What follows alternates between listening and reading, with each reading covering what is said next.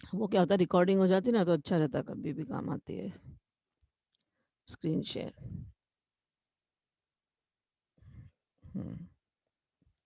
Today's topic is bacterial taxonomy.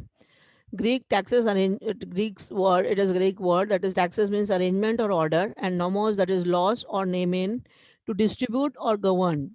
ठीक है, taxonomy is orderly arranging organisms under the study into. रेयर मार दी साहब शाम किसने देख मैंने सबको कहाँ शेयर। है ये म्यूट कर ले रखा है। अरे रमन तुम म्यूट कर करो, दिया मैम। मेरे इसमें नहीं आ रहा है पूरा यस म्यूट मैम, करने का। हाँ यस मैम कर दिया। कर दिया ना, सबको म्यूट कर दो। चलिए, taxonomy is orderly arranging organisms under study into groups, that is classified larger units में उसको कैसे आपको ऑर्डरली अरेंज करना है ऑर्गेनिजम्स को, that is called taxonomy. It consist of three interrelated parts हैं। One is classification, second is nomenclature and third is identification. How it is classified, how it is nomenclature मतलब नाम क्या रखा जाता है, and how it can be identified. ठीक है। Now, prokaryotic systematics. Prokaryotic systematics is the scientific study of organisms with ultimate object of characterizing and arranging them in an orderly manner.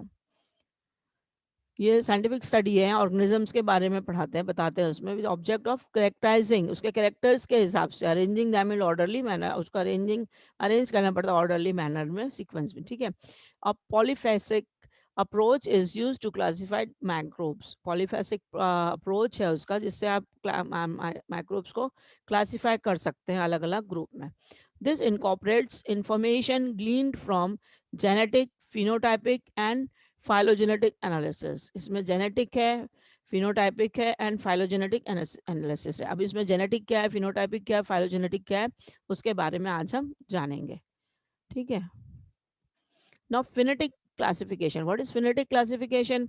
Classical microbial taxonomists relied exclusively on phonetic system, which organizes organisms according to mutual similarity of their phenotypic characteristics. Mutual, अगर same characteristics उसमें है, same एक जैसा है, तो उनको एक group में रख दिया जाता है. That is called phonetic classification. ठीक है। सिमिलरिटी अगर उनमें जो भी है, उनको अगर सिमिलर है, सेम तो एक ग्रुप में उसे रख दिया जाता है, फिनेटिक क्लासिफिकेशन। फिर फाइलोजेनेटिक क्लासिफिकेशन और phyletic classification systems sought to compare organisms on the basis of evolutionary relationship. Evolutionary मतलब उसका इवोल्यूशन कैसे हुआ एग्जिस्टेंस में आया, पहले क्या था, फिर क्या हुआ, आज क्या है। तो अगर दोनों का एक जैसा सोर्स है, एग्जिस्टेंस एक जैसा है, इवोल्यूशन एक जैसा हो रहा है, तो वो उनको एक ग्रुप में रख दिया जाता है। That is called phylogenetic classification. Then genotypic classification. Genotypic classification में genotype classification seeks to compare the genetic similarity between organism. Genotype में क्या रखता है, उनके जेनेटिक अगर एक जैसे हैं, जेनेटिक्स मतलब उसके जीन्स को देखा जाता है, आरएनए, डीएनए, रेप्लिकेशन वगैरह सारा चीज अगर वो सेम है, उनका जेनेटिक कॉन्फ़िगरेशन सेम है, तो उसको एक ग्रुप में रख दिया जाता है। That is called genetic classification. उसमें जीनोटाइप देखा जाता है उनका, ऑर्गेनिजम्स का। इंडिविजुअल जीन्स और whole genome can be compared, उसमें वो कंपेयर किया जाता है इंडिविजुअल जीन्स को या फिर पूरा whole genome complete. Now bacterial nomenclature, उसका नॉमेनक्लेचर कैसे होता है, नाम कैसे रखे जाते हैं। Binomial, that is genus and specific epithet. Then binomial nomenclature is used world wide, पूरे दुनिया में यूज करते हैं। Rules for naming are set by bacteriological code and Bergey's manual. ठीक है, इसको बैक्टीरियोलॉजिकल कोड होता है, जिससे इसको बार्गेस मैन्यूअल होता है, जिससे इसको बैक्टीरिया का नॉमेनक्लेचर होता है। फॉर एग्जाम्पल, प्रोकैरियोटिक स्पीशीज जो है, prokaryotic species is a collection of strains that share many stable properties and different significantly from other groups of strains. इसमें काफ़ी सारे स्ट्रेन्स होते हैं, अलग अलग स्ट्रेन है माइक्रो ऑर्गेनिजम्स के, and that share many stable properties, बहुत सारी स्टेबल प्रॉपर्टीज जो है उसकी वो शेयर करते हैं, and different significantly from other groups of strain, अलग अलग और दूसरे जो प्रॉपर्टीज हैं और सिग्निफिकेंटली अदर ग्रुप से जो अलग होती हैं। A strain consists of descendants of a single pure microbial culture, और वो जो स्ट्रेन है जिसको उन्होंने आइसोलेट किया है, वो बाकी सबसे अलग होता है, और उसको सिंगल प्योर माइक्रोबियल कल्चर होता है, एक ऑर्गेनिज्म का अकेला अलग से। बायोवार्स, दैट इज बायोकेमिकली और physiologically different strains, biochemically or physiologically different strain, that is biowards. And morphowards, morphologically different strains, morphological मतलब उसके शेप साइज में अलग अलग स्ट्रेन्स है वो, ठीक है। इसमें बायोवार्ड्स में बायोकेमिकल उनका जो अंदर का वो होता है, बायोकेमिकल कंटेंट होता है, वो अलग अलग होता है, ठीक है। फिजियोलॉजिकल डिफरेंट स्ट्रेन होता है। एंड सीरोवार्ड्स में strain varying in the antigenic properties. Serum मतलब एंटीजन एंटीबॉडी जो होते हैं उसको, तो एंटीजन का अलग होना, that is strain varying in antigenic properties, that is called serovars. तो ये इस तरीके से इनका नाम दिया, नॉमेनक्लेचर दिया जाता है, बायोवार्ड्स, मॉर्फोवार्ड्स एंड सीरोवार्ड्स।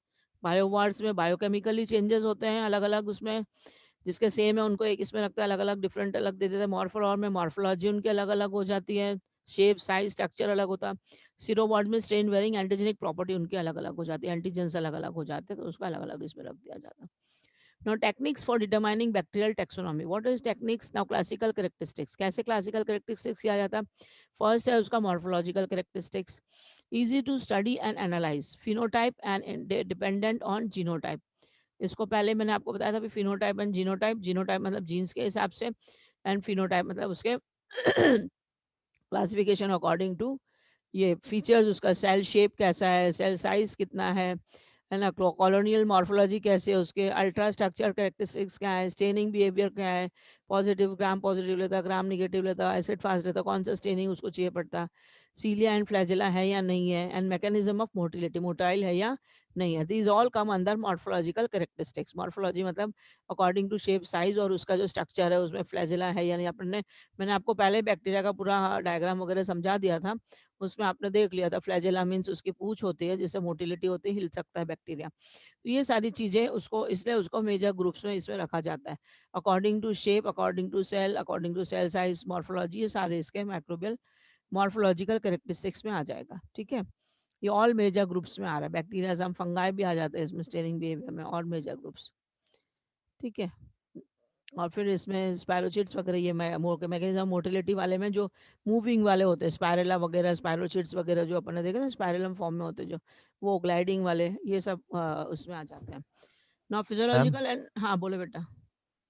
मैम ललित कुमार शर्मा कोई आया, ललित कुमार अपने तुम्हारे क्लास का नहीं है। हाँ, ये मेरे ख्याल से डीएमएलटी का है, अच्छा, मेरे ख्याल से हाँ डीएमएलटी का, इसके पहले भी आया था, पिछली क्लास में भी है ललित कुमार शर्मा, लास्ट क्लास में भी था। उसको पता नहीं कहाँ से मिल जाता है, वेटिंग पे रहना तो। Physiological and metabolic characteristics directly related to the nature and activity of microbial enzymes and transport proteins, ठीक है। तो इसमें ये सेकंड करेक्टरिस्टिक जो है फिजियोलॉजिकल, उसका कैसा होता है, मेटाबॉलिज्म कैसा है सेल्स का, ऑर्गेनिजम्स कैसे तरीके से, उसका अंदर का स्ट्रक्चर क्या है। अभी हमने ये ऊपर का शेप स्ट्रक्चर देखा था, सेल का शेप साइज वगैरह, अब इसका अंदर का पूरा, तो अंदर के इसके कॉन्स्टिट्यूंट कैसे, कार्बन एंड नाइट्रोजन सोर्स है कि सेल वॉल कैसा है, उसका कॉन्स्टिट्यूंट्स कैसे, सेल वॉल एनर्जी सोर्स क्या है, फर्मेंटेशन प्रोडक्ट्स कौन से इसके, जनरल न्यूट्रिशनल टाइप कैसा है, ये सारे फिजियोलॉजिकल मेटाबॉलिक कैरेक्टरिस्टिक्स में आ जाता है। तो ग्रोथ टेम्परेचर कैसा, ऑप्टिमम एंड रेंज, ऑक्सीजन लगता नहीं लगता, मोटिलिटी है या नहीं, ऑस्मोटिक टॉलरेंस है या नहीं, ऑक्सीजन रिलेशनशिप बताया मैंने, पीएच कैसा लगता है, फोटोसिंथेटिक पिगमेंट्स है या नहीं, क्लोरोफिल वगैरह, ग्रीन अगर होगा तो क्लोरोफिल होगा, नहीं है ग्रीन तो नहीं होगा, सॉल्ट रिक्वायरमेंट्स कैसे, उसके टॉलरेंस कैसा है उसका सॉल्ट का, and secondary morphological metabolites form कैसे, सेकेंडरी मेटाबोलाइट्स फॉर्म। तो ये फिजियोलॉजिकल एंड मेटाबॉलिक कैरेक्टरिस्टिक्स के हिसाब से भी इसे डिफरेंशिएट कर सकते हैं, क्लासिफाई कर सकते हैं माइक्रो ऑर्गेनिजम्स को, ठीक है। Now next is genetic characteristic. Genetic characteristics मतलब study of chromosomal genes exchange through transformation, conjugation and transduction, ये तीन टाइप से उसका कैसा जेनेटिकली उसको कैसे मल्टीप्लिकेशन होता है, उसका ट्रांसफॉर्मेशन होता है या कॉन्जुगेशन, चिपक के अलग टूटते हैं, है ना, ट्रांसडक्शन। तो इस तरीके से वो उसका कैसे जीन्स है, कौन से जीन्स है, वो सारी चीजें इसमें आ जाती हैं। तो इसमें दिया हुआ है इकोलॉजिकल, और इकोलॉजिकल कैरेक्टरिस्टिक्स भी होता है। Ecological characteristics ability of a micro organisms to colonize a specific environment, कौन से एनवायरनमेंट में वो उसकी कॉलोनीज बनती हैं। Taxonomical important ecologic property, ecological properties are life cycle pattern, उसका लाइफ साइकिल कैसा है, किस तरीके से ग्रो होता है, कैसे ग्रो होता है, कहाँ कहाँ जाता है वो ऑर्गेनिज्म, कौन से बॉडी उसका होस्ट होता है ना। The nature of symbiotic relationship, उसका कैसा सिम्बायोटिक लेना देना, मतलब वो ले रहा है आपसे एनर्जी, आपका फूड आपका ये, तो उसको आपकी बॉडी को क्या दे रहा है वो, है ना। वो सिम्बायोसिस आपने पढ़ा था, सिम्बायोसिस मतलब गिव एंड टेक पॉलिसी होता है, वो लेता भी है हमसे तो कुछ देता भी है, हमारे बेनिफिट भी करता है।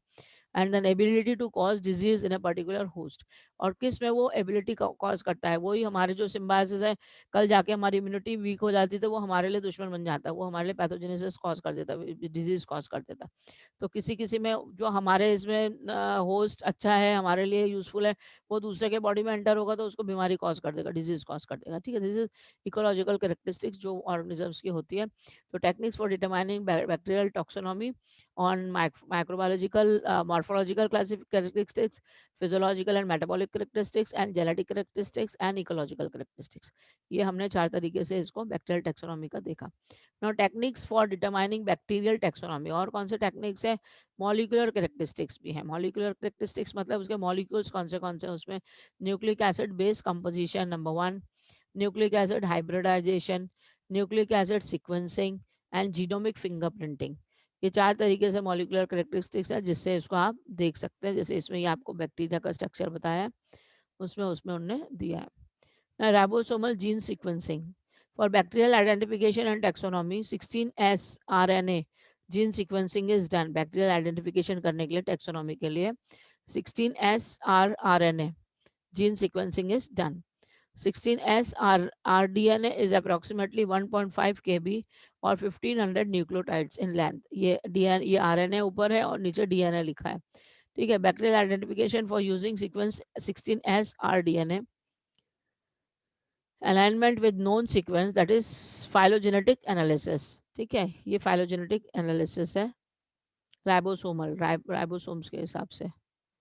देन बर्गेस मैनुअल क्या है, ये first appeared in 1923, at present has the title Burgess Manual of Systematic Bacteriology. Systematic bacteriology, it is a major taxonomic treatment of bacteria, major बहुत बड़ा taxonomic treatment है बैक्टीरिया का, that is prokaryotes का। has served the microbiologist community for more than 80 years। Microbiologist को उसने community में कब तक के सर्व किया, more than 80 years हो गए जब से ये माइक्रोबायोलॉजी इसमें काम कर रहे हैं। has a collection of information on all recognized species of bacteria, और information उनके पास में सब चीज़ के, all type of bacteria के बारे में वो जानते हैं या information उनके पास में है। ये है डेविड हेनरिक्स बर्गे, इनका ये पिक्चर है। David Hendricks Bergey together with the Society of American Bacteriologists developed a single scheme to cover all the describe bacteria. जितने भी बैक्टीरिया हैं उनको डिस्क्राइब करने के लिए एक सिंगल स्कीम उन्होंने बनाई है जिसमें वो पूरा इसको बता देते हैं। Now edition Bergey's manual determinative bacteriology, first इसका Bergey's manual of systematic bacteriology first edition, and Bergey's manual of systematic bacteriology second edition. ठीक है, इस तरह की इनकी बुक होती है जिसमें इन्होंने पूरा दिया है systematic bacteriology. Bergey's manual for classifying and identifying prokaryotes, इनका क्या मैनुअल है, Bergey's manual for determinative bacteriology, इधर से मॉर्फोलॉजी के से चलेंगे, differential staining and biochemical test. कैसे देखते हैं, सबसे पहले मॉर्फोलॉजिकल मतलब शेप कैसा है, साइज कैसा है, स्ट्रक्चर कैसा है। फिर डिफरेंशियल स्टेनिंग मतलब कौन सा स्टेन रहता है, ग्राम पॉजिटिव है, ग्राम नेगेटिव है, या फिर एल्बर्ट स्टेनिंग लेता है या एसिड फास्ट स्टेनिंग लेता है, कौन सी स्टेन वो एब्जॉर्ब करता है, उसका जो ऊपर का सेल वॉल है वो।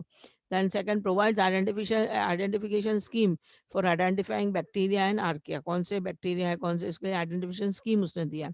बार्गेस मैनुअल्स ऑफ सिस्टमैटिक बैक्टीरियोलॉजी, उन्हें based on RNA gene sequencing, कौन सा आरएनए डीएनए कौन सी सीक्वेंसिंग है, कैसे सीक्वेंस है, उसके ऊपर उन्होंने सिस्टमैटिक बैक्टीरियोलॉजी का मैनुअल दिया है। It provides phylogenetic information about bacteria and archaea, और उसमें प्रोवाइड करता है phylogenetic information बैक्टीरिया के बारे में और आर्किया के बारे में। ठीक है, ये इनका मैनुअल है इसका, बार्गेस का।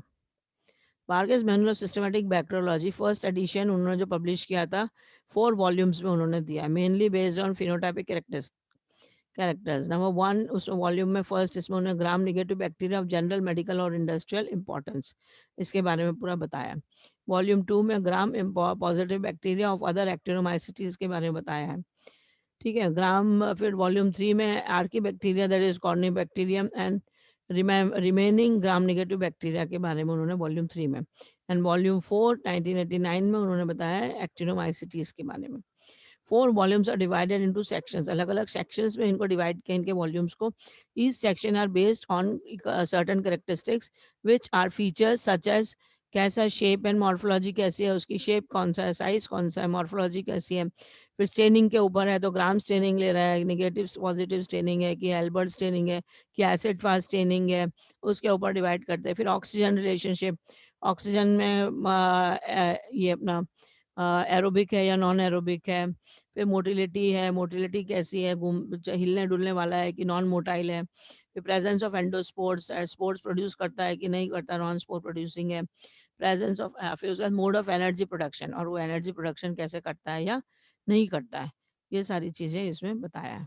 हाँ, तो ये मैंने इसमें पूरा लिया. और ये हमने इसके पहले वाले इसमें मैंने आपको जब क्लासिफिकेशन बताया था उसमें शेप साइज के बारे में मॉर्फोलॉजी बता दी थी आप लोगों को कि सर्कल है तो कोकाय है, लंबा है तो बेसिलाय है, फिर विब्रियो कॉमर है तो कॉमर, विब्रियो कॉलेरा है ना. बताया था आपको स्पाइरेला का ऐसा स्पायरिंग स्प्रिंग शेप का होता है स्पाइरेला, स्पायरोचिड्स का बहुत बारीक बारीक होता है. तो ये मैंने आपको पिछली बार बता दिया था. हमने ऑक्सीजन का भी बता दिया था आपको मैंने, एनारोबिक एनारोबिक के बारे में, फैकल्टेटिव एरोब एनारोब सब बताया था मैंने. मोटिलिटी के बारे में आपको पूरा मैंने बता दिया था कि ये मोटाइल होते हैं बिकॉज ऑफ फ्लैजेला, एक फ्लैजेला होता है या दोनों एंड पे फ्लैजेला होता है या पूरे इसमें फ्लैजेला होते हैं, मैंने बता दिया था. ये हमने पहले इसलिए देख लिया था तो आज मैंने उसका फिर से उसमें लिया नहीं. स्पोर्ट्स का भी मैंने आपको बताया था, एंडो स्पोर्ट्स कैसे होते हैं, स्पोर्ट्स होते हैं, स्पोर्ट्स मल्टीप्लाई होते हैं, उसके बारे में बता दिया था. And mode of energy production भी आपको उसमें पूरा मैंने, तो हमने ये पूरा कर लिया था इसलिए मैंने इसको फिर से रिपीट नहीं किया. जो इसमें नया था वो मैंने आपको आज इसमें बताया कि हमने नॉमेनक्लेचर वगैरह ये नहीं पढ़े थे इसके. और इनकी जो बुक्स हैं ये मैक्रोबायोलॉजी आपको एमएससी वगैरह के लिए इतना डिटेल में है, और अभी आपका फंडामेंटल था तो ये वॉल्यूम का इसका मैंने डिटेल इसमें लिया नहीं बहुत सारा. समझ में आ रही बात? तो इसलिए मैंने इनको ज़्यादा डिटेल में इसको इसमें लिया नहीं है. आपका सिर्फ आपका फंडामेंटल माइक्रोबायोलॉजी था तो आपको मैंने बेसिक इसमें आपका कवर कराया 3rd यूनिट.